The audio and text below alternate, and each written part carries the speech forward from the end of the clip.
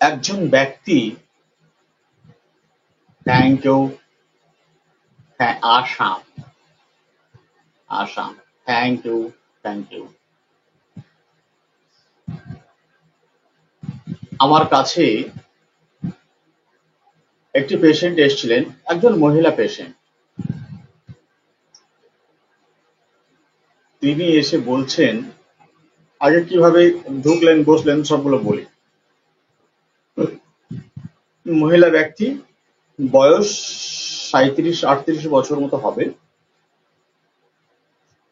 দোহারা স্বাস্থ্য, মানে লিকলিকে নয়, আবার খুব থলথলে মোটা এমনও না, মাঝারি গড়নের স্বাস্থ্য। স্বামীর সঙ্গে এসছেন, স্বামীও কেবিনে ঢুকেছেন, তিনিও কেবিনে ঢুকলেন। স্বামী একটা চেয়ারে বসলেন, রুগিনী আমার সামনে বসলেন। তিনি বসে আমাকে তার সমস্যার কথাগুলো বললেন। সমস্যাটা কি না, তিনার খুব দম লেগে যাচ্ছে, খুব দম লেগে যাচ্ছে, আর কাজকর্ম কিচ্ছু করতে ইচ্ছা করছে না, সারাক্ষণ চুপচাপ শুয়ে থাকতে ইচ্ছা করছে। আমি জিজ্ঞাসা করলাম, তাহলে কাজকর্মগুলো? করতে হয়, করছি। আর কি হচ্ছে, তার হাতে পায়ে ঝিনঝিন ঝিনঝিন করছে এবং কি একটা সুড়সুড়ি অনুভূতি পায়ের তলা থেকে আস্তে আস্তে উপরের দিকে উঠে আসছে।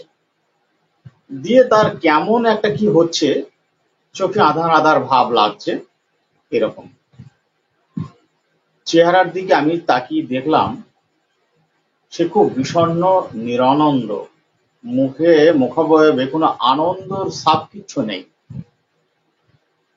এবং চোখ দুটো লাল হয়ে আছে, চোখ দুটো লাল হয়ে আছে। আর বলছে, মাঝে মাঝে আমার বুকটা ধড়ফড় করছে, ঘুম কেমন হচ্ছে, ঘুম আসছে না। আমি তখন বললাম যে, টানা নিঃশ্বাস পড়ছে? বললেন, হ্যাঁ, নিঃশ্বাস পড়ছে। কিভাবে থাকতে ইচ্ছা করছে? একা একা থাকতে ইচ্ছা করছে, কাজকর্ম কোনো কিছু করতে ইচ্ছা করছে না, তবুও কাজকর্ম করছি, আর কিছু ভালো লাগছে না, ভিতরে ভিতরে যেন একটু চিন্তা হচ্ছে। ঘরের ভিতরে যখন থাকছি তখন আমার কান্নাও চলে আসছে। তো আমি জিজ্ঞাসা করলাম, এই কান্না কি কাউকে দেখানো হচ্ছে? বললেন, না। কষ্টের কথাগুলো কাউকে বলছেন? না। ঘুম কেমন হচ্ছে? ঘুম খুব একটা আসতে চাচ্ছে না, ঘুমাতে গেলেই নানান রকমের চিন্তা ভাবনা মাথায় চলে আসছে। এই তো আমি জিজ্ঞাসা করলাম যে, আপনার দাঁত লাগার কোনো সমস্যা আছে আগে থেকে? তখনই পিছন থেকে স্বামী বললেন যে, আজকে দুপুরে একবার দাঁত লেগেছিল, দাঁত কপাটিকা লেগে গেছিল, আর এই মাংসপেশিগুলো আটকে আটকে ধরছে, মাংসপেশিগুলো এখন আটকে আটকে যাচ্ছে। এই কথাগুলো তিনি সব বললেন। তার কি সমস্যা হয়েছে সেটা তিনি বললেন না, তার কি ভাবনা চিন্তা হচ্ছে সেগুলো তিনি বললেন না, এবং তার কষ্টের কথাগুলো কাউকে বলতেও ইচ্ছা করছে না, কারো কাছে যেতেও ইচ্ছা করছে না, কার সঙ্গে মিশতেও ইচ্ছা করছে না, সে বাসায় চুপচাপ থাকছে। আমি জিজ্ঞাসা করেছিলাম আর একবার, তো এখন কথাবার্তা কেমন বলছেন? যদিও আমি বুঝতে পেরেছি যে তিনি কথাবার্তা কম বলছেন, কথা বেশি বলছেন না, তবুও আমি জিজ্ঞাসা করলাম, কেননা আমার ফিলিংস হলেও রুগীকে জিজ্ঞাসা করে কনফার্ম হয়ে যেতে হবে। তো তিনি বললেন যে, আমার কথা বলতে ইচ্ছা করছে না, আমি বেশি কথা বলছি না কারোর সঙ্গে। কি মেডিসিন হবে মনে হচ্ছে বলুন তো? Thank you doctor Abu Sadat, MD Saim ভাই। কি মেডিসিন মনে হচ্ছে বলুন? আপনারাও পাবেন, এরকম ব্যক্তি আপনারাও পাবেন।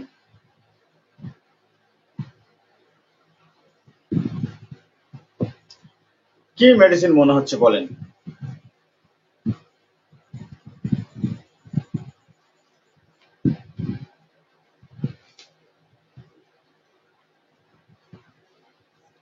বলেন, যারা আমার সঙ্গে ছিলেন তারা বলুন।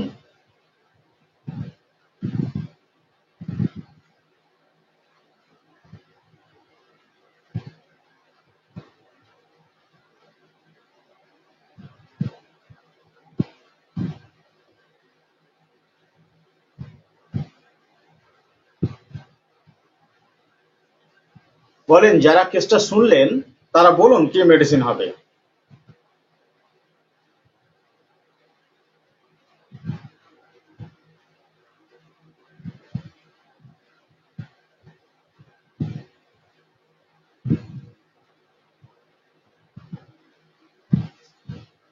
কেউ বলতে পারছেন না?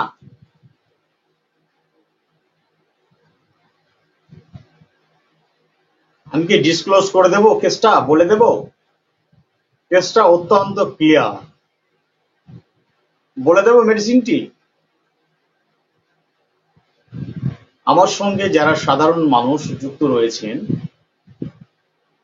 তারা আমার আলোচনা শুনে হোমিওপ্যাথি সম্বন্ধে একটা ধারণা নিতে পারেন, কিন্তু এই আলোচনা শুনে মেডিসিন কিনে নিজেরা খেতে যাবেন না। আপনারা উপযুক্ত কোনো হোমিওপ্যাথি চিকিৎসকের সঙ্গে পরামর্শ করেই ওষুধ নেবেন।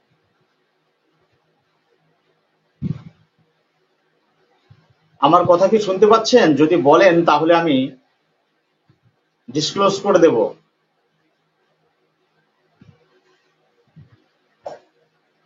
ডাক্তার খোকন মিয়া, কেমন আছেন খোকন মিয়া ভাই? অনেক দিন আপনার সঙ্গে কথা হয়নি, অনেক দিন।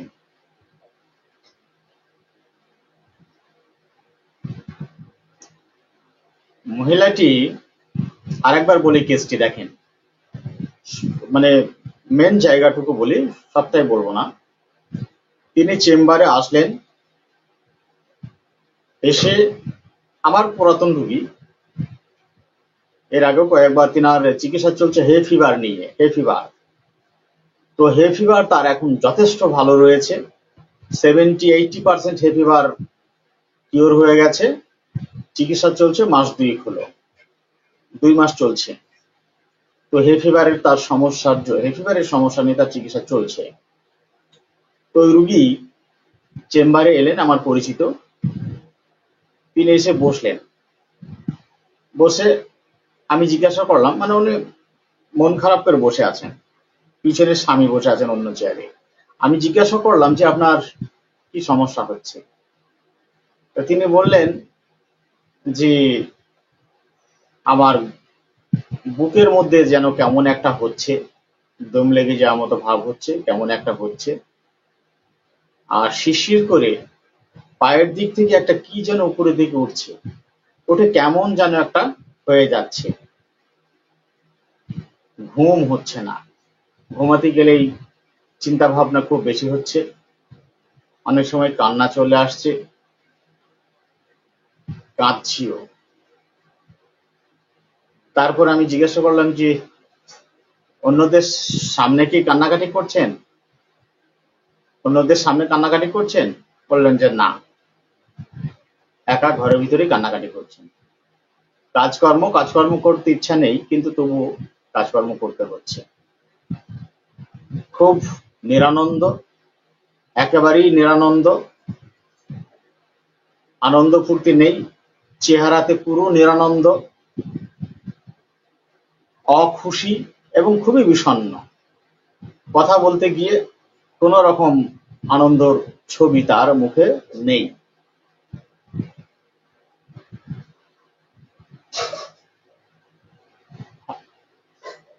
এই হচ্ছে তার মেন কষ্ট। তো আমি তাকে জিজ্ঞাসা করেছিলাম যে আপনার দাঁত লাগার কি কোনো সমস্যা আপনার আছে আগে থেকে? তা পিছন থেকে তার স্বামী তখনই উত্তর দিলেন যে হ্যাঁ, আজকে এই দুপুরে দাঁত লেগেছিল, বেশিক্ষণ ছিল না, অল্প সময়ের জন্য দাঁত লেগেছিল। তা তখন ওর অনেক পানি ঢেলেছে, মাথায় অনেক পানি ঢেলেছে লোকে।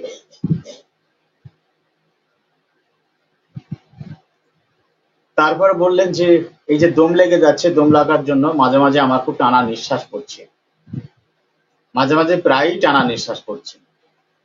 তো আমি জিজ্ঞাসা করলাম কথা বলতে ইচ্ছা করছে বা কারোর সঙ্গে আপনার সমস্যা নিয়ে আলোচনা করতে ইচ্ছা করছে? বললেন যে না, আমার ইচ্ছা করছে না, আর আমার একা থাকতে ইচ্ছা করছে, একা নিরিবিলি থাকতে ইচ্ছা করছে, আর আমি একা একা থাকছি।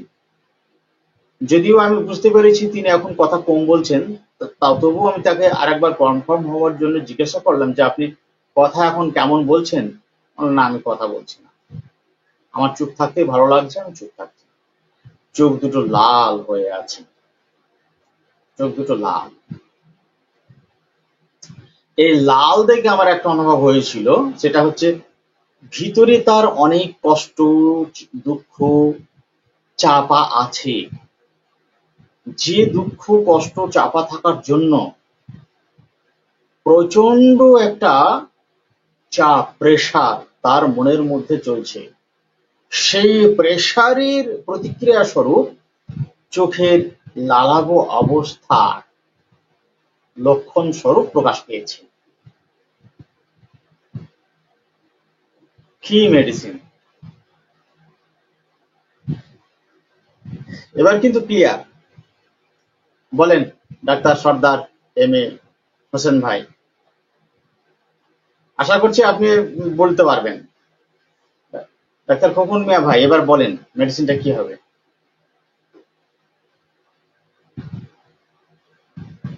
ডাক্তার মনোজিৎ নন্দী, আদাব।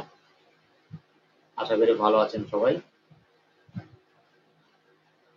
বোঝা যাচ্ছে না? মেডিসিনটি বোঝা গেল না? আমি কি ডিসক্লোজ করে দেবো? আরো অন্য বিষয় নিয়ে আলোচনা করতে হবে তো।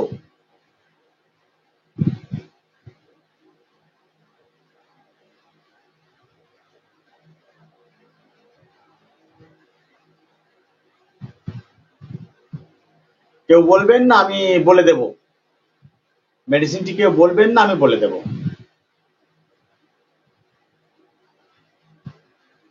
একদমই তাই, একদমই।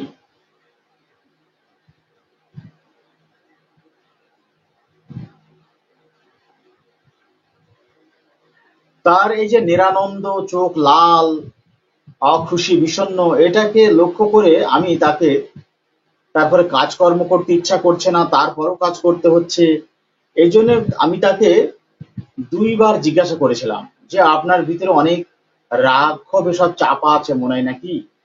তা বললেন যে রাগ তেমন না, রাগের থেকে আমার মনের দুঃখটাই বেশি হচ্ছে, রাগের থেকে আমার মনের দুঃখটাই বেশি হচ্ছে। বলেন ঝটপট ঝটপট doctor Sardar M A Hossain ভাই, বলুন।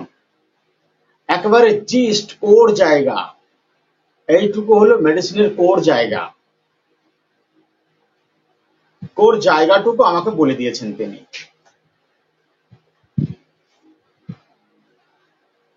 আমি তাকে ইগনেশিয়া দিয়েছিলাম, ইগনেশিয়া,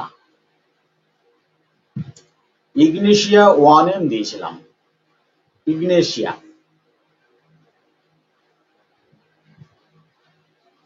দুর্দান্ত রেজাল্ট। কেন ইগনেশিয়া দিলাম, কেন? আমি আর কোনো কিছু জিজ্ঞাসা করিনি,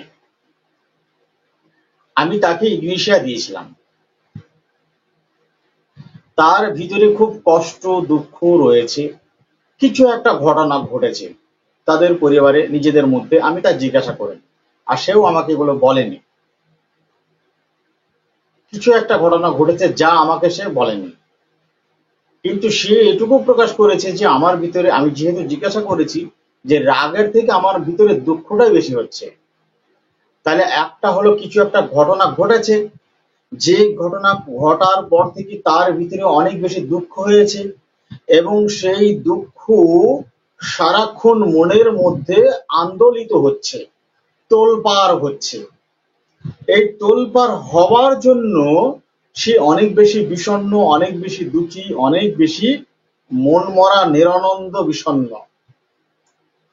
এইগুলোর জন্য সে কিভাবে অ্যাডাপ্টেশন করছে? একা একা, সে একা একা থাকতে চাচ্ছে এবং একা একা থাকতে তার ভালো লাগছে। ওই যে ঘরের ভিতরে সে একা থাকছেন, এই একা থাকা অবস্থায় তার কান্না পাচ্ছে এবং চোখ দিয়ে অশ্রু গড়িয়ে আসছে। কেউ জানে না সে যে কান্নাকাটি করছে, কেউ জানে না। এবং মাঝে মাঝে দীর্ঘশ্বাস পড়ছে, কথা কম বলছেন, বেশি বলছেন না, নির্বাক হয়ে গেছেন, নির্বাক। ইগনিশিয়ার রুগী যখনই অসুস্থ, মানে ও তো খুব সেন্সিটিভ। ইগনিশিয়া রুগী প্রচুর সেন্সিটিভ পারসন। সে যখনই কোনো একটা দুঃখজনক ঘটনার কারণে প্রচন্ড দুঃখে অভিভূত হন,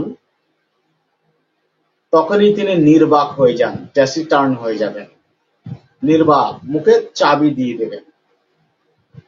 এবং চাবি দেওয়ার পাশাপাশি একাকী হয়ে যাবেন, কান্নাকাটি করবেন, একাকী, কাউকে বুঝতে দেবেন না, এবং নিজের কষ্টের কথা কারোর সঙ্গে প্রকাশও করবেন না। এখানে তার যে সমস্যা সেটা আমাকে বলেছেন পরিচিত মানুষ, এবং আমি ডাক্তার, আমার কাছে সমাধি নিতে এসেছেন। কি ঘটনা ঘটেছে সেটা কিন্তু আমাকে বলেনি, এবং কষ্টের থেকে দুঃখটাই বেশি হয়েছে। ইগনিশিয়াতে দুঃখটাই বেশি হয়, ইগনিশিয়াতে দুঃখটাই বেশি হয়, এবং টানা নিঃশ্বাস পড়ছে, এটি ইগনিশিয়ার কেস।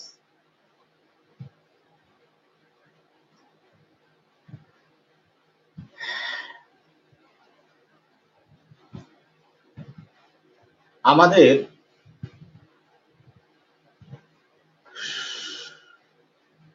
সমাজে এখন হেড ফিভারের রুগী এবং অ্যালার্জির রুগী অসংখ্য রুগী পাওয়া যাচ্ছে, প্রচুর রুগী পাওয়া যাচ্ছে। এই রুগী যেন এখন খুব বেশি, এবং কোনো চিকিৎসাতে একে আরোগ্য করা তো যাচ্ছেই না, শুধুমাত্র সাময়িক উপশম দেওয়া ছাড়া আর কোনোভাবে এগুলোকে কেউ কিছু করতে পারছেন না। কিন্তু হোমিওপ্যাথি চিকিৎসা দিয়ে এগুলো আরোগ্য করা খুবই সম্ভব এবং অনেক সহজ।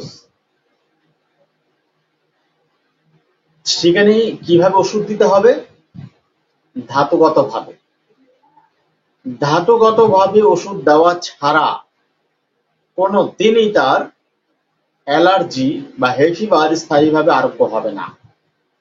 অ্যালার্জি বা হে ফিভার হচ্ছে রোগ প্রতিরোধক ক্ষমতা চূড়ান্তভাবে কমে যাওয়া, এবং বাইরের জগৎ থেকে আবহাওয়ার দ্বারা প্রভাবিত হয়ে, বিভিন্ন জীবাণু ইত্যাদির দ্বারা প্রভাবিত হয়ে যখন শরীরের মধ্যে আক্রান্ত হয় এবং শরীর সাংঘাতিকভাবে প্রভাবিত হয়, তখন ওই পরিস্থিতিতে নিজেকে আত্মরক্ষার জন্য একটা প্রতিক্রিয়া প্রকাশ করে, সেটাই হচ্ছে অ্যালার্জি।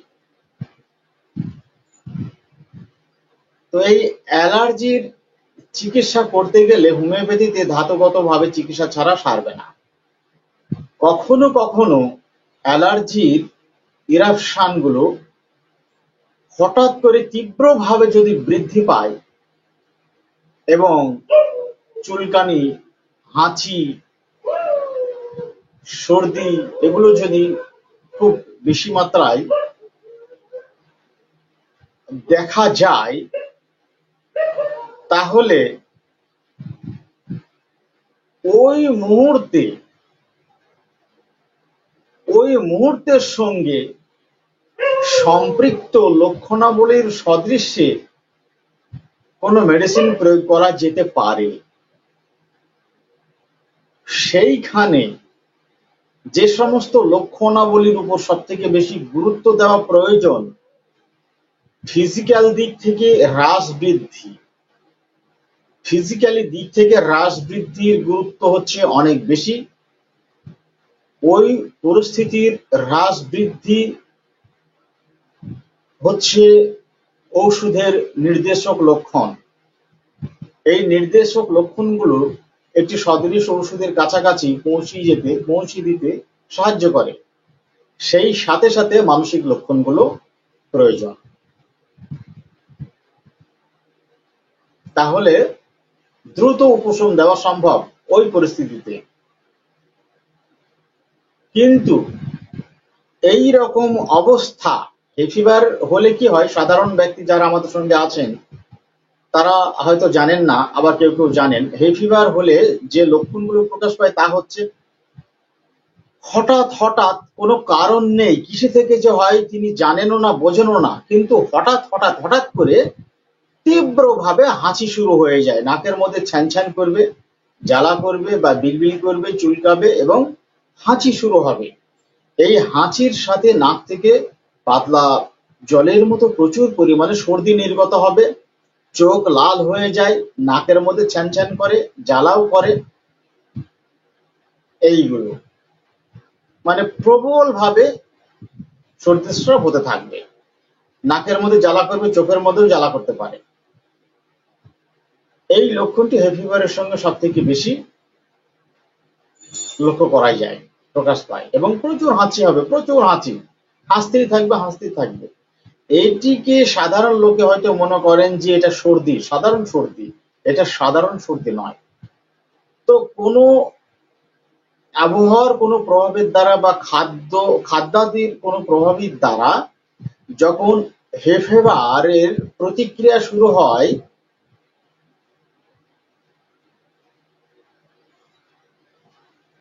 সেই প্রতিক্রিয়া প্রায়ই হতে থাকে, প্রায়ই হতে থাকে, প্রায়ই হতে থাকে।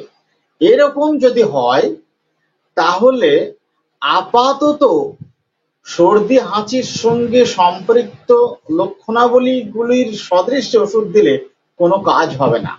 হয়তো সাময়িক উপশম পেতে পারে, ও ওষুধ না দিলেও একটু পরেই ও ঠিক হয়ে যাবে, একটু পরেই কমে আসবে। এটা কমে যাওয়া নয় বা ভালো হয়ে যাওয়া নয়। এইখানে কি হয়, যদি হ্রাস বৃদ্ধির কোনো লক্ষণ পাওয়া যায় তো ভালো। এখানে হ্রাস বৃদ্ধির জায়গাতে সব থেকে গুরুত্বপূর্ণ যে জায়গা সেটা হচ্ছে কি, আবহাওয়ার দ্বারা প্রভাবিত হওয়া। আবহাওয়ার দ্বারা প্রভাবিত হওয়া, যেমন গরম আবহাওয়া থেকে ঠান্ডা আবহাওয়াতে আসা, বা ঠান্ডা আবহাওয়া থেকে গরম আবহাওয়াতে যাওয়া। এইরকম পরিস্থিতিতে, অথবা কোনো খাবার আছে যে খাবারগুলো খেলেই তার অ্যালার্জি বেশি হয়, হাঁচি বেশি হয়, বা ওই শুকনো খড় টর এই সমস্ত নাড়াচাড়া করলে ধুলোবালি থেকে হাঁচি বেশি হয়। পার্টিকুলারলি এইরকম কোনো একটা পরিস্থিতি যদি থাকে এবং সেই পরিস্থিতির সাপেক্ষে তীব্রভাবে প্রবণতা পরিলক্ষিত হয়, সেটি হলো নির্দেশক লক্ষণ। গুটিকতক মেডিসিনের মধ্যে এই লক্ষণগুলো রয়েছে। এই লক্ষণগুলো খুব প্রয়োজন। এই লক্ষণগুলোর সাথে সার্বদৈহিক আরো যে সমস্ত লক্ষণগুলো যদি পাওয়া যায়, সেই সাথে মানসিক লক্ষণগুলো, উভয়ের সমন্বয়ে একটি মেডিসিন, সদৃশ মেডিসিন নির্বাচন করতে হবে। তবেই এই রোগ সম্ভব, নইলে সারবে না, না হলে সারবে না। এখানে পুরোপুরি ভাবে ধাতুগত ভাবে ওষুধ প্রয়োগ করতে হবে।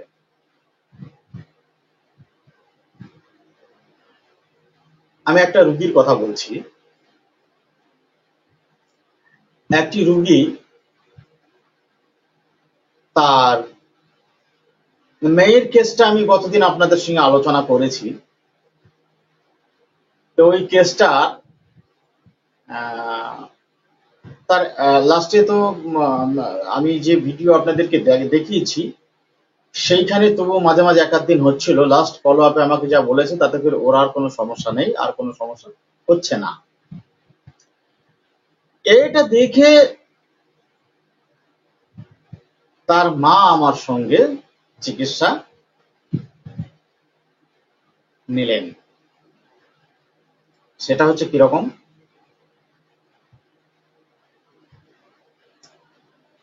রুগীটা হচ্ছে একটি মেয়ে, 27-28 বছরের একটি মেয়ে, মানে ঘরের বউ। তার অ্যালার্জি আছে, গায়ে গোটা গোটা বার হয়, চুলকায়, এবং প্রায়ই হাঁচি হয়। প্রায়ই গরম আবহাওয়া থেকে যেই না ঠান্ডাতে যায় অমনি তার হাঁচি শুরু হয়ে যায়। এখানে গরম আবহাওয়া বলতে বাইরে সে কাজকর্ম করছে, বাইরে ঘোরাফেরা করছে, গরম লেগে গেছে, ঘেমে গেছে, এখন পাখার তলায় এসে বসেছে। পাখার তলায় এসে বসার পরে যখন আস্তে আস্তে ঘামটা শুকিয়ে এসছে, শরীরটা আস্তে আস্তে ঠান্ডা হয়ে এসছে, অমনি তার নাকের মধ্যে ছ্যান ছ্যান ছ্যান ছ্যান করে করতে শুরু করেছে। এই ছ্যান ছ্যান করে তার হাঁচি শুরু হয়ে গেছে এবং চোখ জ্বালা করে, চোখ চুলকায়, চোখ লাল হয়ে যায়। এরকমটি তার প্রায়ই হয়। এটাই হচ্ছে তার মেন সমস্যা। এটার জন্য সে বলছেন যে আমার এই সর্দিটা না প্রায়ই হয়। এই সর্দির জন্য আমি অনেক চিকিৎসা করেছি, কিন্তু আমি এটাকে সারাতে পারছি না, কোনোভাবেই সারছে না। অ্যালার্জির ওষুধ খেলে একটু কম থাকে, যে না বন্ধ করে আবার হয়ে যায়। কিন্তু অ্যালার্জির ওষুধ খেলে তো আমার প্রচুর ঘুম পায়, আমাকে তো ঘুমালে হবে না, আমার সংসারে প্রচুর কাজ আছে। তো আমি ও আর খেতে চাইছে না। আমার মেয়ের তো ভালো হয়ে গেছে, এই জন্য এখন আমি ঠিক করেছি আমি আপনার কাছে চিকিৎসা করবো। তো আপনি আমাকে ওষুধ দেন। স্বাস্থ্য হচ্ছে একটু মানে স্বাভাবিক নয়, স্বাভাবিকের থেকে একটু শীর্ণ, একটু শীর্ণ, উজ্জ্বল শ্যামবর্ণা গায়ের রং, শরীরে শক্তি আছে, ভালো পরিশ্রম করেন, ভালোই পরিশ্রম করেন। আমি তাকে আরো জিজ্ঞাসা করলাম যে এই সর্দি ঠান্ডা আর কিছু কিছু বেশি হয়, যদি কাঁচা কুচুর কাজ করে, মাথায় সাবান দেয়, শ্যাম্পু দেয়, তাহলে তার সর্দি লেগে যাবে। বা জল নিয়ে একটু বেশি কাজকর্ম করলে ঠান্ডা লেগে যাবে। যদি বৃষ্টির জল কয়েক ফোঁটা মাথায় পড়ে, হাঁচি শুরু হয়ে যাবে। এইটা বন্ধ করতে পারছেন না কোনোভাবেই, কোনোভাবেই বন্ধ করতে পারছেন না। তার হাতে একটি, হ্যাঁ, শীতকালে তিনি ভালো থাকেন, শীতকালে ঠান্ডা পড়লেও এত বেশি হয় না। কিন্তু শীতকালে যদি কখনো জল নিয়ে বেশি কাজকর্ম করার দরকার হয়, কাপড় চোপড় কাচাকুচি কাজ, ঘর মোছামুছি বা কিছু যদি বললেন যে মানে জল নিয়ে যদি বেশি কোনো কাজকর্ম করা হয়, সেদিন শুরু হয়ে যাবে। কিন্তু তা যদি না করেন, তাহলে শীতের ঠান্ডাতে তার সমস্যাটা কম হয়। আবার যদি শীতকালে কখনো বৃষ্টি হয়, তাহলে কিন্তু তার আবার হাঁচিটা বেড়ে যাবে। এগুলো হয়। ঘাম হয়, ঘাম শুকিয়ে গেলে শরীর যখন ঠান্ডা হয়, তখন তার হাঁচি শুরু হয়ে যায়। এইগুলো। তার হাতে একটা দাঁত আছে, হাতে একটা দাঁত আছে গোল, সাদা চকচক করছে, ওখানে মলম লাগিয়ে প্রায়ই ভালো করতে চেষ্টা করেন, কিন্তু সেটা ভালো হচ্ছে না। তো এটার জন্য তিনি মানুষ সমাজে খুবই বিব্রত বোধ করেন। তার মুদিখানার দোকান আছে, তো ওই মুদিখানার দোকানে তো মাল দিতে হয় এবং জিনিসপত্র বিক্রি করতে গিয়ে দিতে গেলে তো হাতটাকে আগে বাড়াতে হয়। খুব লজ্জিত বোধ করেন, খুবই বিব্রত বোধ করেন এটার জন্য। তাই এটাকে সারানোর তিনি অনেক চেষ্টা করেছেন, কিন্তু হচ্ছে না। মলম টলম অনেক লাগিয়েছেন, একটু কম থাকে চুলকানি, না লাগালে আবার এটা হয়ে যায়। এটা নিয়ে তিনি অনেক বিব্রত। আর কি, তার শরীরে প্রচুর ঘাম হয়, কিন্তু ঘাম সব থেকে বেশি হয় মুখমণ্ডলে এবং গলায়। মুখমণ্ডলে গলায় ঘাম হয় এবং চওয়াল দিয়ে টপ টপ টপ টপ করে গড়িয়ে পড়ে, এইগুলো দিয়ে টপ টপ করে পড়ে। তো আমি জিজ্ঞাসা করলাম যে মাথার মধ্যে ঘাম হয়, বললেন যে হ্যাঁ, মাথার মধ্যে তো ঘাম হয়। আর কি সমস্যা, পেটে গ্যাস অম্বল আছে, পেটে গ্যাস অম্বল আছে একটু, খাবারের সামান্য উল্টো পাল্টা এদিক ওদিক হলেই অম্বল অ্যাসিডিটি হয়ে যায়, গলা বুক জ্বালা করে এবং প্রায়ই পাতলা পায়খানাতে ভোগেন, পায়খানার সঙ্গে মাঝে মাঝে শ্লেষা নামে। পায়খানাতে টক টক গন্ধ, মানে শ্লেষা নামে তো একটু টক টক গন্ধ, আমটে আমটে বললে হালকা আমটে আমটে বা টক টক টক টক গন্ধ। ঘামে কোনো গন্ধ নেই, ঘামে গন্ধ হয় না। আর দুধ সহ্য হয় না, দুধ একদমই সহ্য করতে পারেন না, দুধ খেলেই তার হজম হয় না, গ্যাস অম্বল হয়ে যায় এবং গলা বুক জ্বালা করে।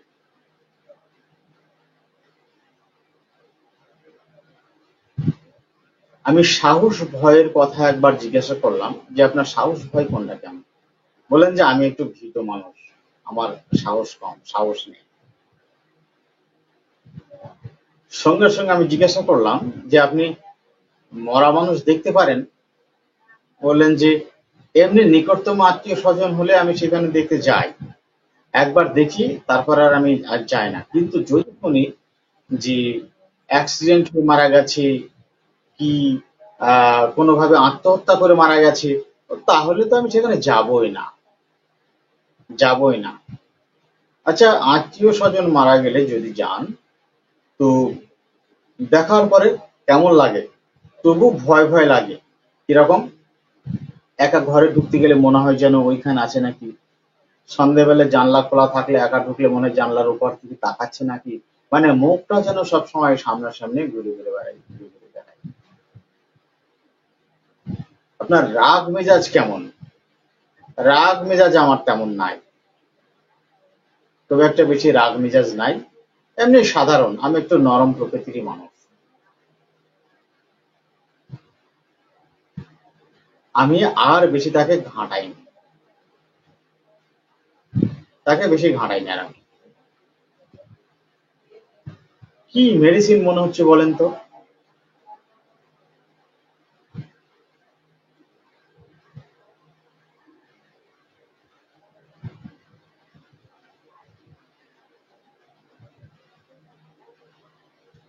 ডাক্তার আরমান হোসেন, ক্যালকেরিয়া কার। আর কেউ?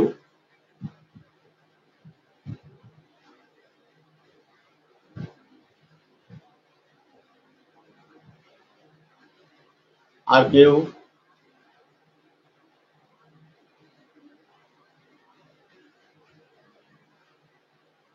ক্যালকেরিয়া, ডাক্তার মাহবুব ক্যালকেরিয়া, ডাক্তার মানিক চন্দ্র সাহা ক্যালকেরিয়া, আবু সাদাত এমডি সায়েম রাস্টক্স। আর কেউ? একটু শেয়ার করে দেন, লাইভটি একটু শেয়ার করে দেন।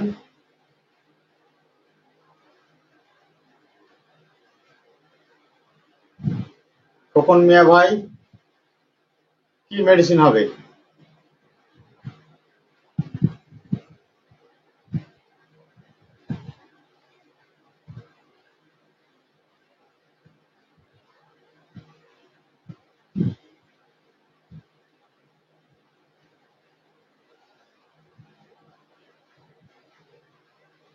কংগ্রাচুলেশন, কংগ্রাচুলেশন যারা ক্যালকেরিয়া কার্ভ বলেছেন, কংগ্রাচুলেশন।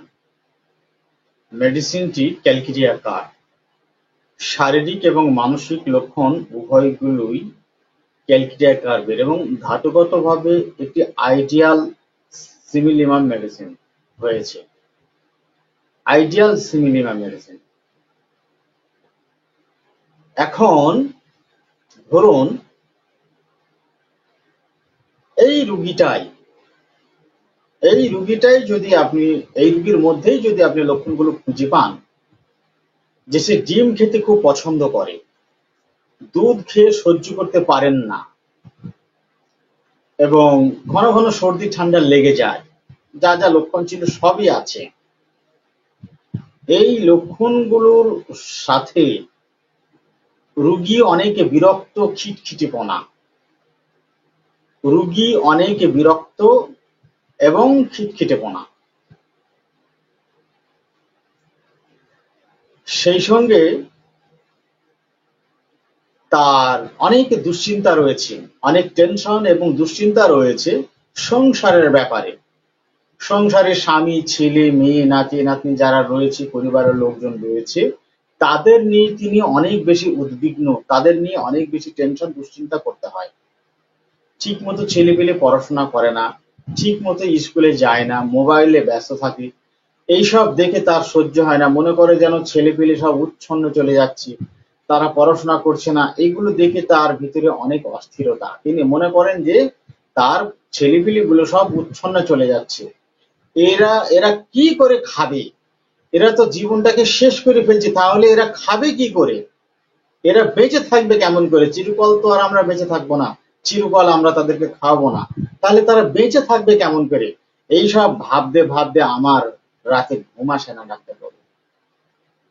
আমি অনেক টেনশন করি ওদের জন্য, ওদের জন্য এই টেনশন করতে করতেই তো আমার এই সমস্যাগুলো শুরু হয়েছে। আর ঠান্ডা আমার একদম সহ্য হয় না। সে শীতকালের ঠান্ডাই বলুন আর বর্ষাকালের ঠান্ডাই বলুন, যে ঠান্ডাই হোক না কেন, ঠান্ডা আমার একদমই সহ্য হয় না। ঠান্ডা ঠান্ডা পড়লেই, ঠান্ডা লাগলেই নাক থেকে প্রচুর হাঁচি হবে, অনবরত সর্দি ঝরবে, চোখ থেকেও সর্দি ঝরবে, নাক চ্যানচ্যান করবে, নাক সব ভেজে যায়। মানে সর্দি ফেলতে ফেলতে, ঝাড়তে ঝাড়তে আমার নাক লাল হয়ে যায় ডাক্তারবাবু একেবারে। সারা শরীরে প্রচুর ঘাম, আর শরীর প্রচুর দুর্বল হয়ে পড়েছে এখন, শরীর অনেক দুর্বল হয়ে পড়েছে। আমার আর কোনো টেনশন নাই, আমার সংসার ভালোই আছে, খাওয়া দাওয়ার টেনশন নাই, খাওয়া পড়ার কোনো টেনশন নাই, আর কোনো কিছু নিয়ে টেনশন নাই। ওই দুশ্চিন্তা ওই আমার ছেলেটাকে নিয়ে, মেয়েটাকে নিয়ে। তারা যে পড়াশোনা করে না ঠিক মতো, শুধু মোবাইল নিয়ে ব্যস্ত থাকে। আমার ওদের জন্য রাত দিন ঘুম হয় না, তাদের জন্য আমি এত পরিশ্রম করি, আর তাদের পিছনে আমাকে প্রচুর বকতে হয়, প্রচুর বকাবকি করতে হয় তাদের পেছনে। সারা দিন, রাত দিন শুধু বকাবকি করতে হয়। শুধু একটা কথা জিজ্ঞাসা করেন, এর মধ্যেই মেডিসিন হয়ে গেছে, তারপরেও আর একটা কথা জিজ্ঞাসা করেন যে ছেলেপিলে যদি একটু অসুস্থ হয়, বা আপনার স্বামী যদি একটু অসুস্থ হয়, পরিবারের কেউ যদি একটু অসুস্থ হয়, তখন আপনি কি করেন? তখন আর আমি কি করব? তখন তো তাদের নিয়ে আমি ছোটাছুটি করি, আমার তো ঘুম খাওয়া বন্ধ হয়ে যায়। আমার ঘুম খাওয়া শেষ। আমাকে একটা রুগী বলেছিলেন, ওদের কিছু হওয়া মানেই তো আমার ঘুম খাওয়া শেষ। আমি তাদের নিয়ে ছুটে ছুটে বেড়াই যে কোথায় গেলে এক্ষণে আমার সন্তান সুস্থ হয়ে যাবে, কোথায় গেলে তাড়াতাড়ি সুস্থ হয়ে যাবে। আমি এসব নিয়ে তখন ব্যস্ত হয়ে পড়ি। আমি আমি অসুস্থ হলে আমি খুব একটা গুরুত্ব দিই না, কিন্তু পরিবারের ওরা কেউ অসুস্থ হলে আমি এক বিন্দু সহ্য করবো না। পয়সা না থেকে ভাতের চাল বিক্রি করেও তাদের জন্য ওষুধ নেওয়ার সেও ভালো, তো আমি এক মুহূর্ত দেরি করবো না। কি মেডিসিন হবে? ফিজিক্যাল সিমটম গুলো সব বলেছে ওইগুলো। দুধ খেয়ে সহ্য হয় না, ডিম খেতে খুব পছন্দ, মাসিক প্রচুর পরিমাণে হয় এবং খুব তাড়াতাড়ি হয়, লম্বা সময় ধরে থাকি, শরীর ভীষণ দুর্বল, রক্তহীনতা ইত্যাদি নানান কিছু বলতে পারে, এবং শরীর মোটা, দোহারা থলথলে অথবা পাতলা যাই হোক না কেন, এগুলো হতে পারে। প্রচন্ড শীতকাতুর, সারা শরীরে প্রচুর ঘাম হয়, শরীর কিন্তু ভীষণ দুর্বল হয়ে পড়েছে এসবের জন্য। কি মেডিসিন হবে?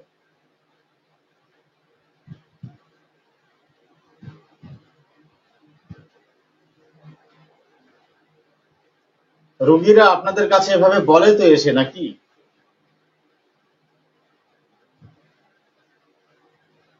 রোগীরা বলেন তো এভাবে এসে?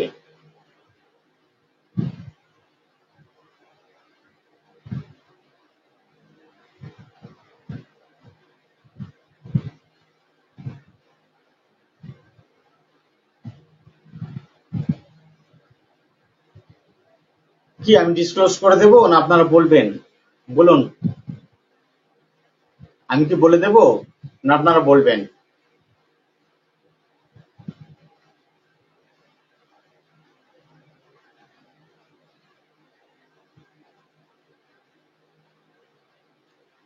আর কেউ?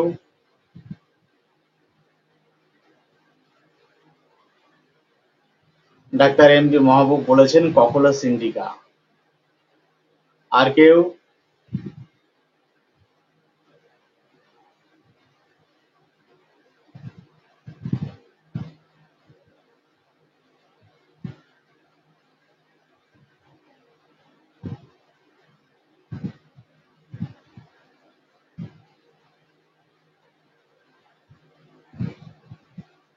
কে বলবেন না আমি বলে দেব, বলেন, মেসেজে লিখে দেন। আমি কি করবো, বলে দেবো না আপনারা বলবেন?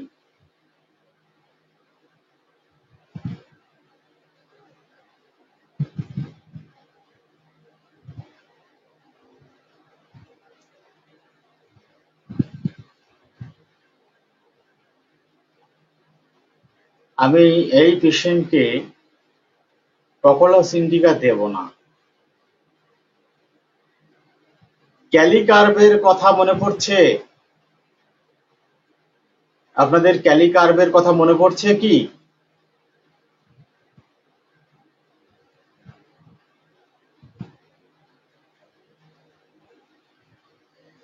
বলেন, ক্যালিকার্ভের কথা আপনাদের মনে পড়ছে?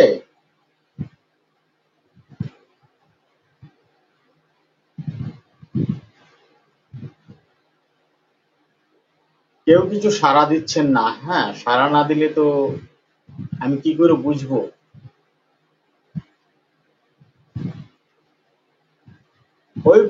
ওই লক্ষণগুলো যদি থাকে তাহলে ক্যালিকার্ভ। ফিজিক্যাল সিমটম গুলো সব ক্যালকিরিয়া কার্ভের হলো, শুধু মানসিক লক্ষণের চরিত্রটা হলো একটু আলাদা। তাহলে ক্যালকিরিয়া কার্ভকে প্রাধান্য না দিয়ে ক্যালিকার্ভকে কেন প্রাধান্য দিলাম? কি এটা কি মনে হচ্ছে আপনাদের? আমি বুঝতে পারছি না আপনারা আমার কথা শুনতে পাচ্ছেন কি পাচ্ছেন না।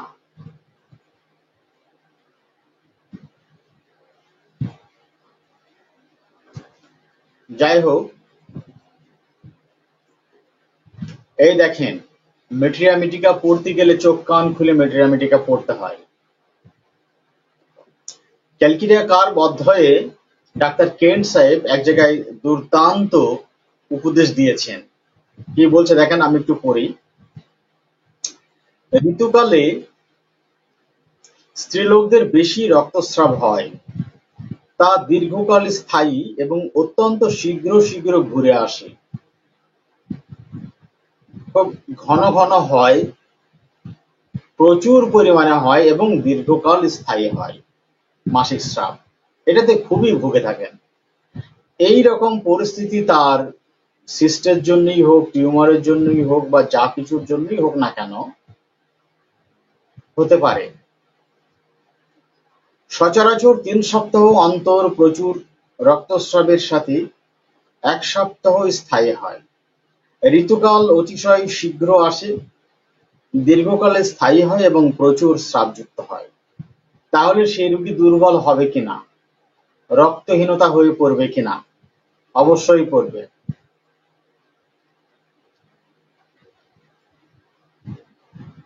সব ক্ষেত্রেই ক্যালকেরিয়া কাজে আসে না।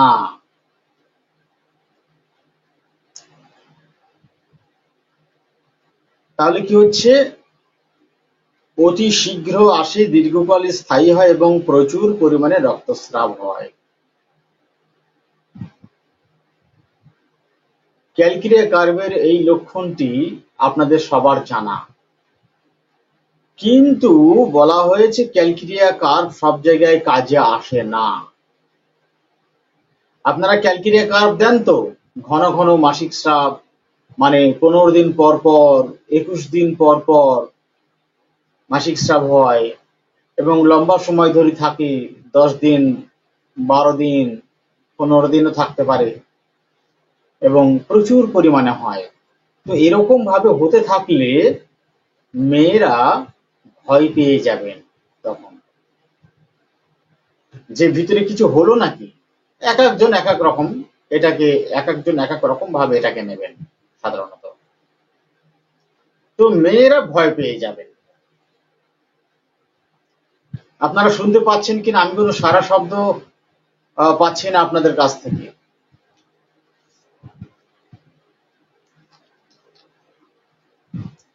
যাই হোক, আমার বলা আমি বলে যাই, আপনারা সারা শব্দ দিচ্ছেন না, আপনাদের ব্যাপার। তো বলেছেন যে ক্যালকেরিয়া কার্ভ সব জায়গায় কাজে আসে না। লক্ষণ সমষ্টি হতে যদি ক্যালকেরিয়া রোগী বলে জানা না যায়, দেখেন লক্ষণ সমষ্টি হতে যদি ক্যালকেরিয়া রোগী বলে জানা না যায়, তাহলে ক্যালকেরিয়া কার্ভ উপযোগিতা নাই। সময়ে সময়ে তোমার মনে হতে পারে যে ৫-৬টি পরিচালক লক্ষণ পেলে তোমাকে নিশ্চয়ই ক্যালকেরিয়া দিতে হবে। কিন্তু মনে করো যে ৫-৬টি ক্যালকেরিয়া লক্ষণ পেলে কিছু রোগী যদি পালসের রোগিণী হন, তাহলেও কি তুমি তাকে ক্যালকেরিয়া দিয়া আরোগ্য করবার আশা করতে পারো?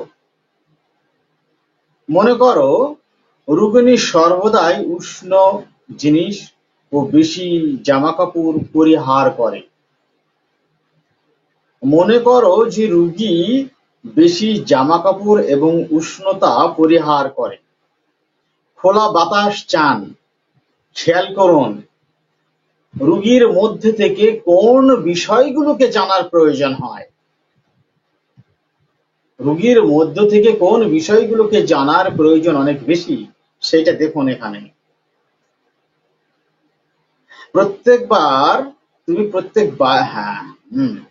খোলা বাতাস চান, অথচ তার ১ ডজন ক্যালকেরিয়ার পরিচালক লক্ষণ আছে। মাথায় ঘাম, মুখে ঘাম, ঘাড়ে ঘাম, বালিশে ঘাম, দুধ অসহ্য, ডিম পছন্দ, সর্দি ঠান্ডা লাগার প্রবণতা, শীতকাতর। সঙ্গে আমি ক্যালি কার্ভের যে লক্ষণগুলো বলেছি, মানসিক লক্ষণগুলো যেগুলো বলেছি, যদি সেই লক্ষণগুলো থাকে তাহলেও ক্যালকেরিয়া কার্ভ দিয়ে বসে থাকবেন, অসম্ভব। তাহলে কোথায় আমাদের মেডিসিন গুলোকে বোঝার জন্য সব থেকে বেশি জোর দিতে হয়, এগুলো থেকে বুঝতে হবে। তো কি বোঝাচ্ছেন তারপরে? যে সকল জিনিস সাধারণ, না তার আগে বলি ওইখানটায়, ক্যালকেরিয়ার পরিচালক লক্ষণ, যদি ১ ডজন ক্যালকেরিয়া কার্ভের পরিচালক লক্ষণ আছে, তুমি প্রত্যেকবারই দেখবে যে ক্যালকেরিয়া বিফল হবে। যে সকল জিনিস সাধারণ, তার সাথে যদি বিশেষ লক্ষণগুলির সংযোজন করতে না পারো, যদি সাধারণ লক্ষণগুলির সাথে বিশেষ লক্ষণগুলির মিল না হয়, ঔষধটি যদি সাধারণ লক্ষণ ও বিশেষ লক্ষণ অনুযায়ী রোগীর ভেতর হতে বার পর্যন্ত উপযোগী না হয়, তাহলে আরোগ্যের আশা করো না। এই জন্যই আমি বলেছি পরিচালক লক্ষণ ধরে ঔষধ ব্যবস্থা করো না। এই জন্য আমি বলেছি পরিচালক লক্ষণ ধরে ঔষধ ব্যবস্থা করো না, কিন্তু রোগীর লক্ষণগুলির দেখে ঔষধ ব্যবস্থা করো। কিন্তু রোগীর লক্ষণ দেখে ঔষধ ব্যবস্থা করো। তাহলে পরিচালক লক্ষণ, ক্যারেক্টারিস্টিক সিমটম, গাইডিং সিমটম, এগুলো আছে না?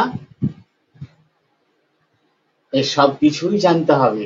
এই সব কিছুই জানার সাথে সাথে আপনাকে রোগীকেও জানতে হবে। তাহলে রোগীকে আমরা তো বলেই থাকি treat the patient not the disease. রোগীকে ব্যক্তি সত্তা, আমি আমার, রোগীর যে মন, সেই মনই হচ্ছে রোগী।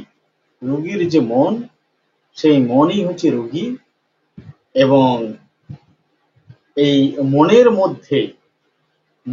মধ্যে রোগীকে বোঝার জন্য যে প্রতিক্রিয়া প্রকাশ পায়, বা রোগী নিজেকে প্রকাশ করে, ইচ্ছা, অনিচ্ছা, আকাঙ্ক্ষা, চাহিদা,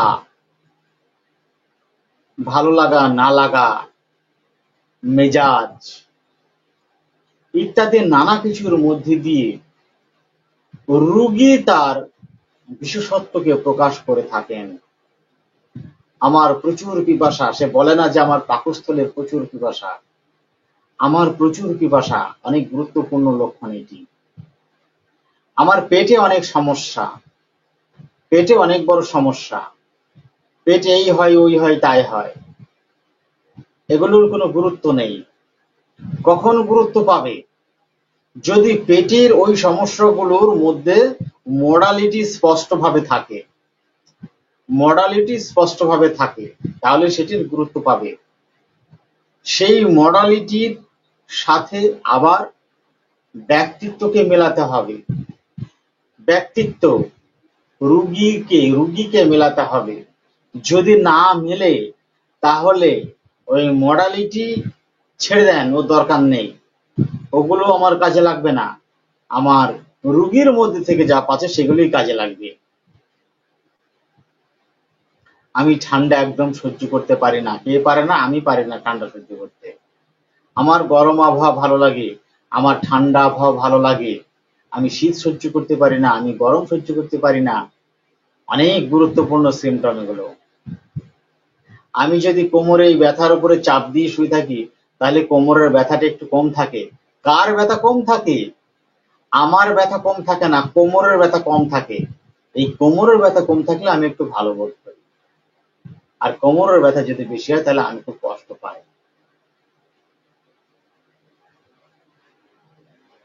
বুঝে গেল? আমি এই খাবারটা খেতে খুব পছন্দ করি, আমি ডিম খেতে খুব পছন্দ করি, আমি দুধ খেতে খুব পছন্দ করি। ঘাম হওয়া, এগুলো সব বিশেষ লক্ষণ, ক্যারেক্টারিস্টিক সিমটম, বিশেষ লক্ষণ, বিশেষ বৈশিষ্ট্যপূর্ণ লক্ষণ। কিন্তু এই বিশেষ বৈশিষ্ট্যপূর্ণ লক্ষণগুলো যদি আপনার 1 ডজন থাকে, কিন্তু রুগী যদি বলে আমার না ইদানিং রাগটা খুব বেশি বেড়ে যাচ্ছে, প্রচুর রাগ বেড়ে যাচ্ছে, আমার এই মাথার যন্ত্রণার জন্য আমি চুপচাপ থাকতে পছন্দ করি, কারোর সঙ্গে কথা বলতে ইচ্ছা করে না, চারিপাশে শব্দ হইচই হলে আমার মেজাজ প্রচন্ড খিটখিটে, প্রচন্ড রেগে যায়, কিন্তু আমি বেশি বকতে পছন্দ করি না, চুপচাপ থাকতে চাই। কেউ জ্বালালে আমার ভীষণ ভাবে রাগ হয়ে যায়, আমার কথা বলতে ইচ্ছা করে না, নিঝুম ভাবে নিরিবিলি একা চুপচাপ থাকতে ইচ্ছা করে। মেজাজ এখন বিশাল কঠিন। যদি কেউ বিরক্ত করে তো তাকে খুব বাজে ব্যবহার করি, খুব চিৎকার করে তাকে থামাতে বলি, বা একটা গালিগালাজ দিয়ে তাকে থামাতে বলি, তারপর আবার চুপ হয়ে যায়। অথচ রুগী সে বলছে যে আমার ডিম খুব পছন্দ, দুধ সহ্য হয় না, এগুলো ধাতুগত লক্ষণ অনেক আগের, কিন্তু এখন সদ্য একটা সমস্যা নিয়ে সে এসে এই কথাগুলো বললো, তাহলে মেডিসিনটা কি দেবেন? তাহলে মেডিসিন কি দেবেন?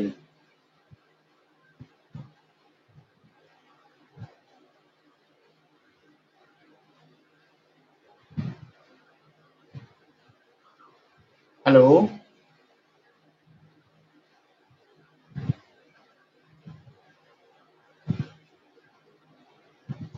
মানে অনেকদিন পড়াশোনা বন্ধ থাকার জন্য সব গোলমাল হয়ে যাচ্ছে, সব ভুলে গেছেন মনে হয়।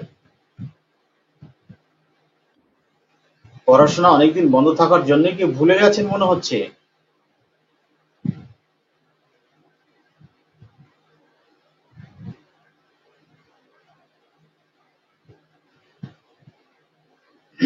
ক্যালকিরিয়া কার্ভের বিশেষ বৈশিষ্ট্যপূর্ণ লক্ষণগুলো সব রয়েছে। তার ঘাম, তার সর্দি ঠান্ডা লাগার প্রবণতা, তার ডিমের প্রতি আকাঙ্ক্ষা, দুধ অসহ্য, শীত কাতর, ঠান্ডা সহ্য হয় না, গায়ে ঢাকা দেয়, এগুলো তার দীর্ঘদিন থেকে চলে আসছে, মানে ওগুলো ধাতুগত লক্ষণের অন্তর্গত। এখন হঠাৎ করে রুগী মাথা ব্যথা নিয়ে আপনার কাছে চিকিৎসা নিতে এসছে, বা সাইটিকা ব্যথা নিয়ে বা কিছু একটা ব্যথা যন্ত্রণা নিয়ে আপনার কাছে চিকিৎসা নিতে এসছে। এই সমস্যাটা তার কয়েকদিন থেকে হয়েছে, কয়েকদিন থেকে হয়েছে। এখন সে প্রচুর মানে মাথার যন্ত্রণা বা ওই যন্ত্রণাটা যখন বাড়ে তখন সে চুপচাপ থাকতে পছন্দ করে, শান্তভাবে শান্তভাবে চুপচাপ থাকতে পছন্দ করে, তার কথা বলতে ভালো লাগে না, চারিপাশে কেউ শব্দ হইচই করলে মেজাজ খারাপ হয়ে যায়, বিরক্ত হয়ে যায়।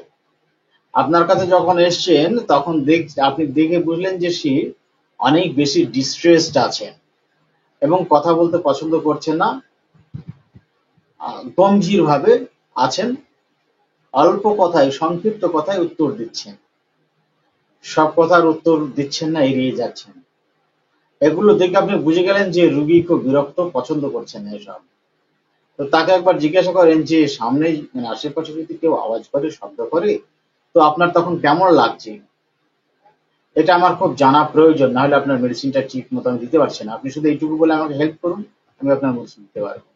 তখন সে হয়তো উৎসাহিত হয়ে আপনাকে বলতে পারে যে আমার প্রচুর রাগ হচ্ছে ডাক্তার, আমার তো কথা বলতে ইচ্ছা করছে না, মাথা যন্ত্রণায় আমি তখন খুবই কষ্ট পাচ্ছি এবং মনে হচ্ছে চুপচাপ শান্ত ভাবে চোখ বন্ধ করে পড়ে থাকি, কথা বলবো না, কেউ কথা বলতে আসলেও আমার খুব রাগ হচ্ছে। এবং চারিপাশে শব্দ হইচই হলে যে কি রাগ হচ্ছে কি বলবো। যদি তারা এরকম করতেই থাকে তাদেরকে নিষেধ করছি, খুব চিৎকার করে তাদেরকে নিষেধ করছি, অনেক সময় গালিগালাজ করেও তাদেরকে নিষেধ করে। তাহলে মেডিসিনটা কি? ডাক্তার রথীন্দ্র দত্ত বলেছেন নাক্স ভূমিকা। আর কেউ বলবেন কিন্তু ক্যালকিরিয়া কার্ভের 8 ডজন লক্ষণ সব রয়েছে যে আমি বললাম, ওগুলো তার সব আছে। আপনি সব টেস্ট চেকিং করলেন, করে এখন দেখলেন যে রুগী সমস্যার সাথে এরকম ভাবে জীবন যাপন করছে, আবার তার সার্বজনীন লক্ষণগুলো এরকম ভাবে রয়েছে। এখন তো উভয় সংকট, আমি কাকে ধরে ওষুধ দেব? এখন তো উভয় সংকট। মেটেরিয়ামিটিকায় তো এভাবে আপনার ক্লিয়ার করে বলা নেই কোনো জায়গাতে। তাহলে এখন আমি করব কি? কংগ্রাচুলেশন ডাক্তার রথীন্দ্র দত্ত, ওটা নাক্স ভূমিকারই case. Doctor Mehboob, doctor Sushil Karmakar বলেছেন নাক্স ভূমিকা, ওটা নাক্স ভূমিকারই অ্যাডাপ্টেশন। এখন ঘটনা হচ্ছে যদি তার এই ব্যথা যন্ত্রণা দীর্ঘদিনের, এই দীর্ঘদিনের ব্যথা যন্ত্রণা ধাতুগত গতি প্রকৃতির সাথে মিশে গেছে এবং ক্যালকিরিয়া কার্ভের বাকি সিমটম গুলো সব রয়েছে। এখন তার মেজাজ হচ্ছে এরকম খারাপ,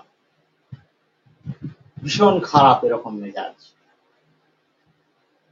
খুব উগ্র প্রকৃতির মানুষ, কর্কশ প্রকৃতির মানুষ, গম্ভীর, কথা কম বলেন, প্রচুর পরিশ্রম করেন, শরীরটা একটু মজবুত গঠন, তার অ্যালার্জি আছে, অল্পতেই সর্দি ঠান্ডা লাগে, হাঁচি হয়, ঠান্ডা একদমই সহ্য হয় না,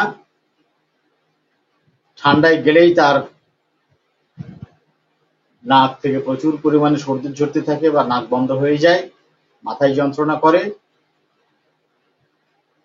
তার এসব নিয়ে মেজাজ খুব খিটখিটে হয়েছে, অনেকদিন থেকে ভুগছেন, অনেক চিকিৎসা করেছেন, আরোগ্য হচ্ছে না। ভুগতে ভুগতে সে প্রচন্ড ভাবে বিরক্ত, খুবই খিটখিটে রাগী হয়ে গেছে।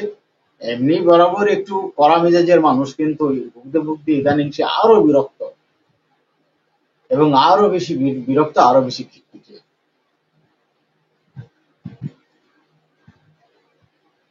কিন্তু লক্ষণাবলী বলার সময় হয়তো তিনি বলতে পারেন যে আমার খাওয়া দাওয়ার মধ্যে ডিমটাই সব থেকে বেশি পছন্দ, দুধও পছন্দ, কিন্তু দুধ আমার সহ্য হয় না খেলে। মাথা প্রচুর ঘাম হয়, গলায় ঘাড়ে বুকে এগুলো প্রচুর ঘাম হয়, শরীরের ঘাম কম, পায়ের তলা ঠান্ডা।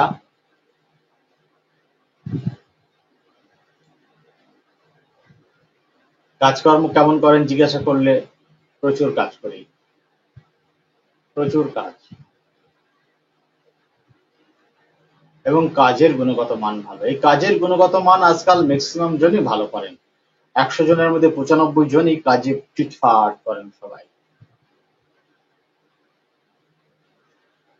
তো এখানে তার ব্যক্তিত্ব পরিচয় যদি নাক্স ভূমিকার হয়, ফিজিক্যাল সিমটম গুলো 1 ডজন ক্যালকিরিয়া কার্ভের হয় বা অন্য যে কোনো মেডিসিনের হয়, তাহলে তার ফিজিক্যাল সিমটম গুলোকে গুরুত্ব না দিয়ে মানসিক ব্যক্তিত্বকেই গুরুত্ব দিয়ে মানসিক লক্ষণের ভিত্তিতে নির্বাচিত সদৃশ ওষুধকেই প্রাধান্য দিতে হবে। সেটাই হলো তার ধাতুগত ওষুধ।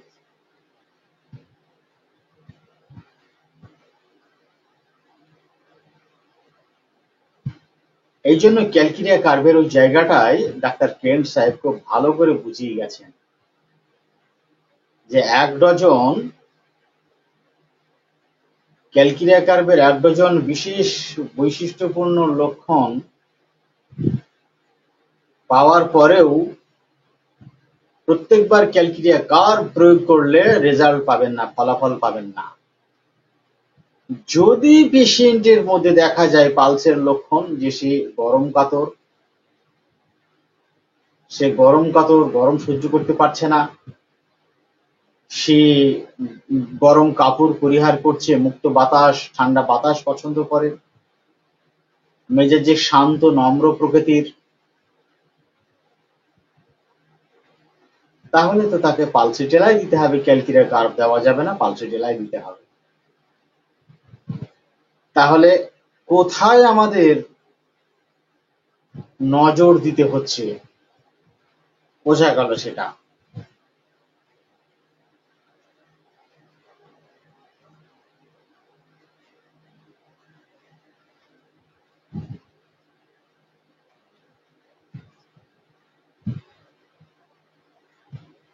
একজন ব্যক্তি শরীর স্বাস্থ্য বেশ ভালো, দোহারা স্বাস্থ্য, শরীর স্বাস্থ্য ভালো হলেও শরীরে শক্তি কম, অল্প পরিশ্রমে হাঁপিয়ে ওঠে, সিঁড়ি দিয়ে ওপরে উঠতে গেলেও হাঁপিয়ে ওঠে, গরম থেকে ঠান্ডা আবহাওয়ার পরিবর্তনে তার হাঁচি শুরু হয়ে যায়, সর্দি ঠান্ডা লাগে এবং হাঁচি শুরু হয়ে যায়, শরীরে বাতের ব্যথা আছে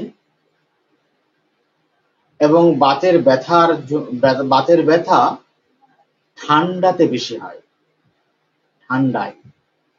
এরকম প্রচন্ড গরমের সময়তেও পাখা চালাইলে কোমর থেকে পায়ের পাতা পর্যন্ত ঢাকা দিয়ে রাখতে হয়, গরম মোটা ব্ল্যাঙ্কেট দিয়ে ঢাকা দিয়ে রাখতে হয়, না হলে কোমর থেকে পায়ের পাতা পর্যন্ত এই জায়গাগুলোতে পাখার বাতাসের প্রভাবে কনকন কনকন করে যন্ত্রণা করে, মনে হয় যেন হাড়ের ভিতরে যন্ত্রণা করছে। এবং আবহাওয়া ঠান্ডা হলে, বিশেষ করে আর্দ্র আবহাওয়াতে, ভিজা ঠান্ডা আবহাওয়াতে তার সে ব্যথাগুলো টের পায়, ব্যথাগুলো অনুভব করে, ব্যথাগুলো টের পায়।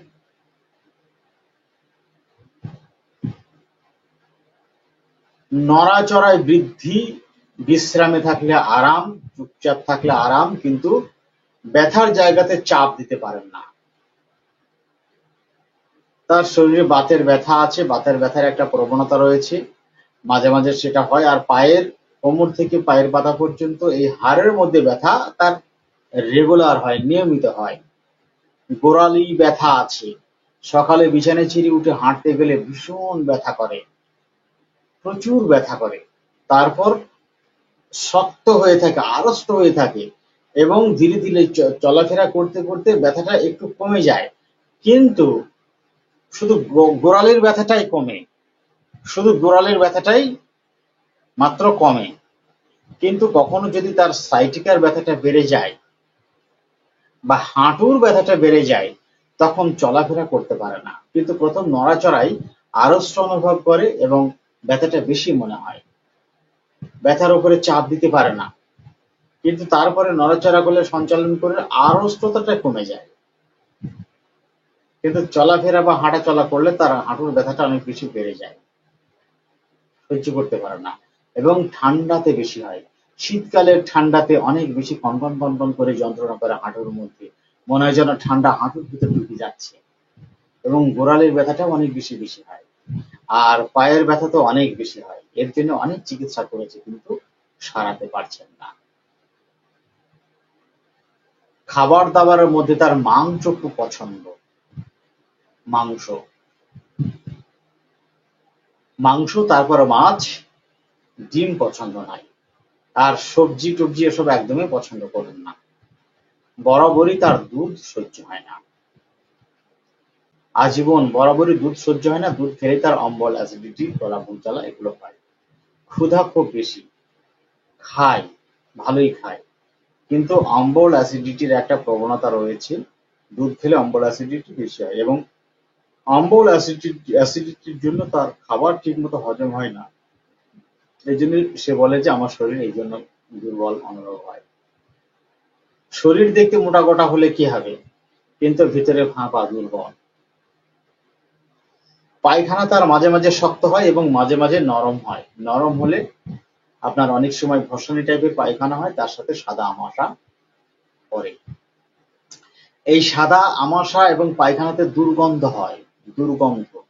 এই সাদা আমাশার জন্যই তার, যেহেতু হজম হচ্ছে না, এই সাদা আমাশার কারণেই আমার মনে হয় যে হজম হয় না, হজমের একটা গোলমাল থাকে না। পাতলা পায়খানা হলেও অম্বল অ্যাসিডিটি, তারপরে যখন পায়খানা শক্ত হয়ে আসে তখনও অম্বল অ্যাসিডিটি, এটা চলবে এবং পেটে ফাঁপ হয়, বেশ ভালো ফাঁপ হয়। ঠান্ডা আবহাওয়া তার একদমই সহ্য হয় না। গরম আবহাওয়া থেকে ঠান্ডা আবহাওয়ায় রূপান্তরিত হলে, পরিবর্তিত হলে তার সমস্যাগুলো বাড়ে এবং সে তুলনামূলক গরম পছন্দ করে। ব্যথাগুলোতেও গরম দিলে খুবই আরাম লাগে, ভীষণ আরাম পায়। মেজাজ অত্যন্ত খিটখিটে, মেজাজ প্রচন্ড খিটখিটে, একটু একটু কড়া প্রকৃতির মেজাজ, একটু খিটখিটে মেজাজ। ঝগড়া টগড়া বা ক্রোধী এরকম নাই, একটু একটু বেশ রাগী রাগী মেজাজ, খিটখিটে, বেশ খিটখিটে। তো তার মধ্যে একটি নেগেটিভ সেন্স রয়েছে, সেটা হলো যে কোনো কিছু করতে গেলে সে ভয় পায়। তার ভিতরে একটা কেমন যেন উত্তেজনা সৃষ্টি হয়, কেমন যেন একটা উত্তেজনা সৃষ্টি হয়। আর খারাপ সংবাদে বা খারাপ কিছু যদি শোনে কারো কাছে, সে একদম সহ্য করতে পারে না। খারাপ সংবাদ, খারাপ গল্প, খারাপ কোনো কিছু একদম সহ্য করতে পারে না। কোথাও মারামারি হয়েছে, কোথাও গন্ডগোল হয়েছে, এগুলোতে সে খুব বেশি প্রভাবিত হয় এবং খুব বেশি বিচলিত হয়। মানে আমি মরে যাব, আমার কি হবে, ব্যাপারটা এরকম না। এই জন্য সে ভয় পায় না। সে খুব বেশি ভয় পায় যে তাদের অনেক বেশি ক্ষয়ক্ষতি হয়ে যাবে, তারা অনেক বেশি ক্ষতিগ্রস্তর মধ্যে পড়ে যাবে, হয়তো মানে মারা যাবে, অনেক ক্ষয়ক্ষতি হয়ে যাবে, তারা কি সর্বনাশ করছে, তাদের কি ক্ষতি হবে, তারা কেন এটা করছে, এরকম ভাবে সে একেবারে হা হতাশি করে অস্থির হয়ে পড়ে। মনে হয় যেন তার পরিবারের কেউ একজন এরকম ক্ষতিগ্রস্তের মধ্যে পড়ে গেছে। এইরকম একটা পরিস্থিতি সেই রোগীর মধ্যে দেখা যায়। ওই মহিলার মাসিক স্রাবের গন্ডগোল রয়েছে, মাসিক স্রাবের গন্ডগোল রয়েছে। প্রত্যেকবার মাসিকের সময়ে প্রচুর যন্ত্রণা করে তলপেটে, প্রচুর। কখন থেকে? মাসিক শুরু হবার ২-৩ ঘন্টা আগে থেকে তার যন্ত্রণা হয় এবং প্রচুর পরিমাণে স্রাব হয়। স্রাবটা চালু হয়ে যাওয়ার পরে যখন ঠিকঠাক ভাবে স্থাপিত হয়ে যায়, চলতে থাকে, তখন যন্ত্রণাটা আস্তে আস্তে আস্তে কমে যায়। প্রচুর পরিমাণে যন্ত্রণা, এটা অনেক দিন থেকেই রয়েছে, অনেক দিন থেকে রয়েছে। মন মেজাজের মধ্যে আরেকটা কথা আমাকে বলেছিলেন যে আমি চিন্তা ভাবনা করতে পারি না, চিন্তা করলে আমার মাথায় খুব যন্ত্রণা করে। চিন্তা ভাবনা করতে পারি না, চিন্তা করলে মাথায় ভীষণ যন্ত্রণা করে, প্রচুর যন্ত্রণা করে। এই জন্য আমি বেশি চিন্তা ভাবনা করতে পারি না।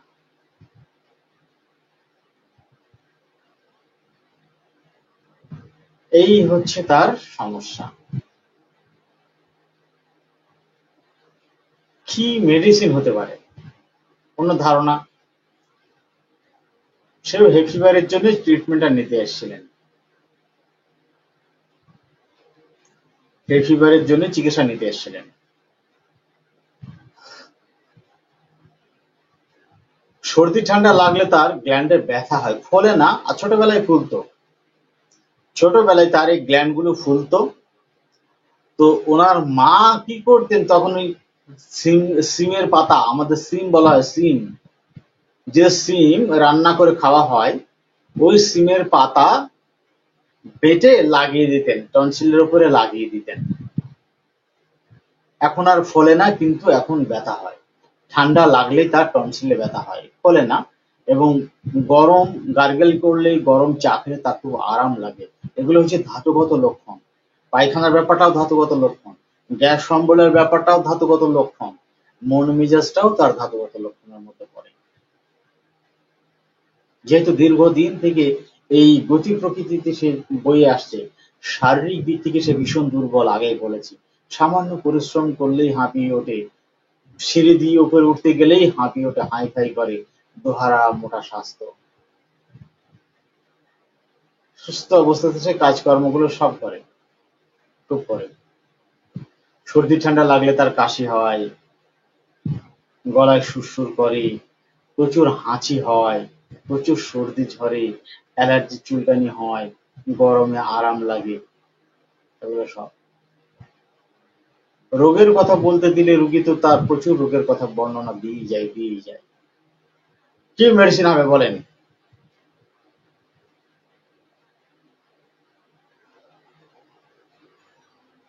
কেউ বলছেন কোন মেডিসিনের কথা?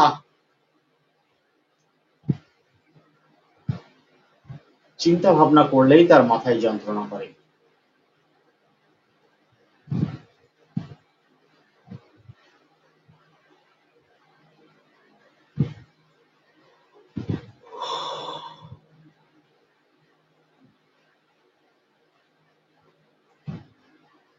আমি কি বলে দেব? বলে দেব?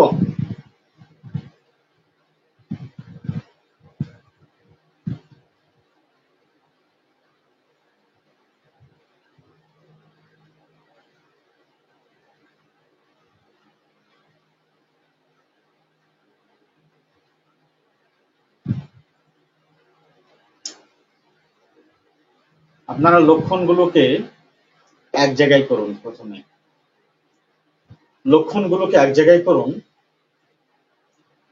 প্রথমত হচ্ছে তার গরম থেকে আবহাওয়া, গরম থেকে ঠান্ডায় পরিবর্তিত হলে এবং ঠান্ডাতে বা জলীয় ঠান্ডাতে সে আক্রান্ত হচ্ছে, অর্থাৎ ঠান্ডা কাতর, ভিজা ঠান্ডা কাতর। এক, এই ভিজা ঠান্ডা কাতরের থেকে বা ঠান্ডা আবহাওয়া থেকে, ঠান্ডা বাতাস থেকে, ঠান্ডা প্রভাব থেকে তার ব্যথা যন্ত্রণাগুলো সব বৃদ্ধি পায়। দুই, ঠান্ডা লাগলে সর্দি, ঠান্ডা, কাশি, সঙ্গে গলায় ব্যথা, টনসিলে ব্যথা, এবং গরম দিলে আরাম। সে সার্বিকভাবেও গরমে আরাম পায় এবং ব্যথা যন্ত্রণার জায়গাগুলোতেও গরম সেঁক দিলে আরাম লাগে, গরম দিলে খুব বেশি ভালো লাগে। এবং মাংস খেতে তার খুব পছন্দ, মাংস সে খেতে চান, প্রচুর মাংস খেতে চান। এইগুলোর সাথে খারাপ সংবাদে তিনি অত্যন্ত প্রভাবিত হন, প্রচন্ড ভয় পেয়ে যান। এবং মিঠিরামিঠিকে এমনও বলা আছে যে খারাপ সংবাদের দ্বারা উন্মাদ প্রায় হয়ে যায়, ডিলিরিয়াম স্টেটে চলে যায়, যে তাকে সান্ত্বনা দেওয়াই মুশকিল হয়ে পড়ে। এইগুলোর সাথে চিন্তা ভাবনা করলে, চিন্তা ভাবনা হচ্ছে মানসিক পরিশ্রম করলে মাথায় যন্ত্রণা বেড়ে যায়। এগুলো তার অত্যন্ত বৈশিষ্ট্যপূর্ণ সিমটম। সঙ্গে তার আজীবনই পর্যায়ক্রমে কোষ্ঠবদ্ধতা এবং উদরাময়ে ভুগেছে। তো এই উদরাময়ের সাথে আমাশা বা শ্লেষ্মার একটা প্রবণতা রয়েছে। আমাশা কমে এসে যখন পাতলা পায়খানার সাথে শ্লেষ্মা থাকে, সেই পাতলা পায়খানাটা কমে এসে যখন কোষ্ঠবদ্ধতায় রূপান্তরিত হচ্ছে, তখনও ভিতরে আমাশা থাকে। ওই আমাশা তার পেটে গ্যাস তৈরি করে। ফলে অম্বল, অ্যাসিডিটি সহ অজীর্ণতা, পীড়ায় সে প্রায়ই ভোগে। এগুলোর সাথে স্বাভাবিকভাবে সে দুর্বল, দৈহিকভাবে দুর্বল, অল্প পরিশ্রমে হাঁপিয়ে ওঠে, শরীর শক্তি নেই। এই রুগীটা যদি জীর্ণ শীর্ণ হয়ে থাকতো তাহলে আপনারা মেডিসিনটা কি দিতেন? একদম জীর্ণ শীর্ণ, অম্বল, অ্যাসিডিটি, পাতলা পায়খানা এগুলোর সাথে পুষ্টির অভাবজনিত কারণে জীর্ণ শীর্ণ হয়ে পড়েছে। এখন তার মাথায় অনেক ঘাম, কপালে অনেক ঘাম, পেট ভিতরে চলে গেছে, মাংস খেতে পছন্দ, খারাপ সংবাদে অত্যন্ত অস্থির হয়ে পড়ে। তাহলে মেডিসিনটা কি দিতেন? জীর্ণ শীর্ণ রোগীর সাথে যদি এগুলো থাকতো তাহলে কি হতো?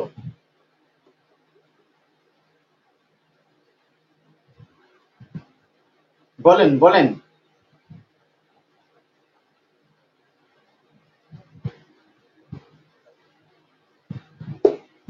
কিছু ধারণা আসছে? আসছে না। এই পেশেন্ট হচ্ছে calcarea phos. Calcarea phos, calcarea ফসের সবসময় যে জীর্ণ শীর্ণ হবে তার কোনো কথা না। মোটাও হতে পারে। মোটা হয়েছে কি? দেহটা পাতলা বা মোটা দেহটা হয়েছে। আমি তো দেহের ওষুধ দেব না, আমি তো ওষুধ দেব রুগীর।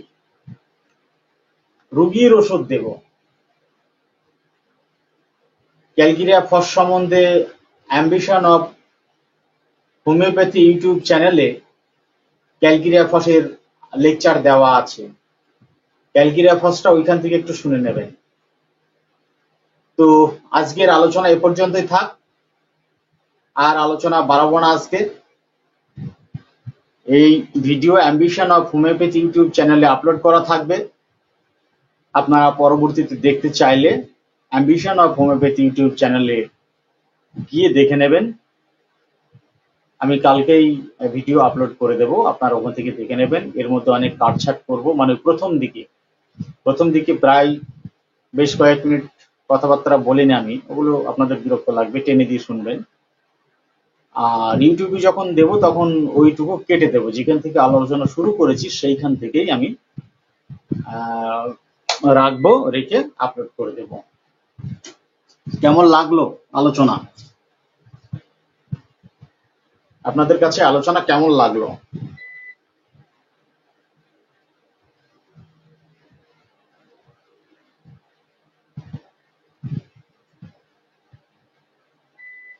আজকে এ পর্যন্তই থাক, পরবর্তী লাইভে আবার আপনাদের সঙ্গে দেখা হবে।